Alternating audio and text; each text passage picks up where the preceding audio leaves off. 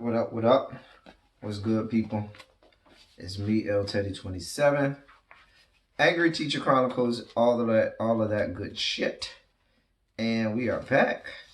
This is my review for Love and Hip Hop New York, season 10, episode 13. Let's get this over and done with. We start off with Fresher going to the jewelry store to pick up an engagement ring for Jen. Bad idea. Bad idea. We'll get there. Pap comes through. And you know, it's the same old. Pap giving this quote unquote great, legendary, life-changing advice on black love. As if he's the black love guru. He better be the male version of Iyanla, I guess. Whatever. Yada, yada, yada. Same old. I really didn't care. Kimbella, then we see Kimbella meets up with Jules' brother Twin, who's kind of a cutie. Jewel's mom then comes through as well. And so Kimbella talks about the fact that Jewel sent her a letter and said that he wanted the whole family there and so forth and so on. And I mean, there was a lot of crying. I don't care about all this crying and all this fuck shit and fuckery. I really don't care. All this crying and sad stuff. I don't like Kimbella anyway. Whatever. I mean, the thing about it is, y'all, Kimbella got all this nonsense going on, but you out here picking fights with Yandy over bullshit. Like, I mean, just over dumb shit. Just anyway. Oh, I forgot to tell y'all. I'm not in my normal spot. I'm not in my normal chair. I am out of town. I am in another location. I've been traveling the last couple of days, so that's why this video is so late. That's why y'all haven't seen me. So yeah, I'll be here for a few weeks. So yeah, I won't have my normal background and stuff like that. And so yeah, I might give y'all all of those details during Silly Saturdays or something, but just wanted to let you know. Different background, so forth, so on. But I'm here. All right, moving on. I'd rather talk about that than talk about this goddamn episode. It was a fucking mess.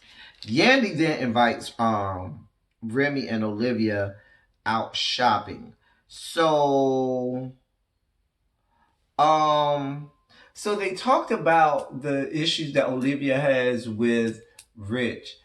And so they kept bringing up these things called split sheets or whatever. So Remy was like, well, as long as you got your split sheets, and Yandy said the same thing, you good. She never said whether or not she had them. She never says whether or not she has these split sheets. And when they were asking her about whether or not she was going to sue him for the money she's owed, she didn't come right out and say, oh, hell yeah, I'm suing him. She kind of alluded to trying to get her money in other ways, which makes me think that she has no real proof that Rich Dollaz owes her anything. And from what I know of Rich Dollaz's mom and how she keeps the books, I doubt if they really owed her that money, Rich Dollaz's mom would be like, nah, we don't owe you that money if they really did owe her money. So I think that she has this all wrong. And in 2020, if you don't know the music industry and you don't know how the contracts are written out and all of that stuff, and if they're asking you where your split sheets and you kind of are real like sketchy about saying, oh, I got my split sheets, I know what they owe me, then something seems rotten in the state of Denmark. I'm just saying. Anyway, Rich Dollaz meets up with Pap and Joe. I think they were at a billiards, a pool hall, or whatever. I really didn't care about this whole conversation. I didn't care about this whole episode, dear God. But Joe admits that he doesn't mind getting back with Sin. That's kind of the only thing I really took from this. I mean, they talked about Joe and they talked about Rich and the Olivia situation. I really didn't care.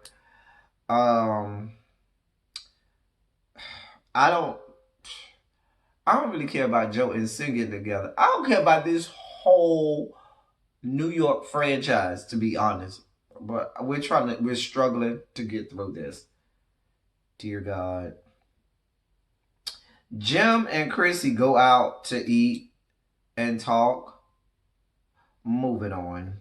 Remy talked to some guy named Steve Ricklin. I can't remember his name, but I know him. Like, he's been around, white guy who's been around the music industry since God was a child. So I know him. The name just preclude. The name escapes me at this point, but I didn't care. Jen meets with the Jada chick about the money and the deal and the agreement that Fresha made with her. So Jen came with her own deal, which was a bad deal. And the girl was like, The girl said, matter of fact, are y'all married? No. Which means that anything that you're saying to me is null and void because you have nothing to do with this and nothing to say about this because you're not married to him. What are we talking about here? That deal that you're even telling me is not even a good deal. That's not even half the money y'all owe me. No, we'll see you in court. And that was the end of that. I mean, it was kind of stupid. Like, the Jen chick, listen, the Jen chick is going to be the downfall of Fresher and his professional and music career. His business career, the Jen chick is going to be his downfall. And I don't know that he's going to be able to see the forest through the trees, but nothing happened. There was nothing to see here. There was no agreement made. It was pointless. But, I mean, the way Jen came at her, you could kind of see that it wasn't on the up and up. Especially when he told you that he owed her upwards of 60 and 70,000. And you expected somebody to be okay with just taking 30? And you know he told you that? Nah. Then we see Kimbella, Jim Jones, and Twin. They're in the studio. The verse that Jim Jones laid down was horrible. That shit was fucking horrible. Horrible. Horrible. And I wasn't feeling that, Jim Jones. All this about, I don't take pen and paper, I don't write stuff down, I just go off the dome or whatever. You should have wrote something down. That shit was horrible that you spit in the damn studio. But whatever. If y'all like it, I love it. If it's good for you, it's great for me. Joe and Sin meet up. Now, Sin and Joe talk about maybe them getting back together and so forth. Sin is kind of unrealistic on her expectations. If you plan on getting with somebody and this is a mutual relationship, you know, y'all got to meet somewhere in the middle. I'm not saying it has to be 50-50. It might be 80-20. But I feel like she wants it to be 100 and 0. All her way, none his way. And there's no compromise. There's no give. And so that's what a union and a marriage is all about. And I don't think that she gets that. And I think that Joe has to understand that she's young. And I just really hope that he understands that at this point, y'all can be co-parents. Y'all can't be together. She's way too young for you, Joe. And her mind is not where your mind is. That shit ain't never gonna work out. I mean, but when y'all start to get oil and water to, you know, intermix and intermingle, then we'll see. Maybe this can intermix and intermingle. Moving on. Fresha is at this video shoot. Has anyone seen this fucking video? Has anybody heard this song? Has this fucking video seen the goddamn light of day? I ain't seen it. You seen it? Can somebody help me? Can y'all give me a link in YouTube where I can find this? Or something, somewhere in the internet where I can find this? Because nobody's heard this song. Nobody's seen the video. But y'all always shooting all these videos and making all these alleged songs that have never seen the light of day. I guess. If a tree falls in the middle of the woods and nobody's there to hear it, did it really happen? Anyway, Fresha proposes to Jen, which is the wrong answer. They do not need each other. And I hate to be the one to break up happy homes. I don't know if their home is happy. But I think he needs to be realistic. If he's all in, if right now in your life you are gung-ho about this music career and so forth, That's not going to happen with you being with Jen. She's too invested in, she needs to get her own career, her own job, so that she's not so invested in what the fuck you got going on. That's a whole nother story for a whole nother day. Ain't my business. Remy goes to do her performance at Radio City Music Hall for the Big Pun tribute. It happened. Then we see Olivia meet up with Francisco. Baby, let me tell you something. So Olivia was like, oh, I thank you for all that you told me that Rich Dollars was stealing from me. Baby, the backpedaling and pussy popping that Cisco was doing, Cisco was like, I don't remember that. I don't remember talking to you about that. I never remember telling you that. This was epic, next level backpedaling and pussy popping. Backpedaling and pussy popping. Child. He said, I remember telling you Rich stole my child. A mess. And so, just a whole mess. This whole thing is crumbling in front of Olivia's face. And so, she starts crying and all this foolishness. Child, I don't care. It was 10 years ago.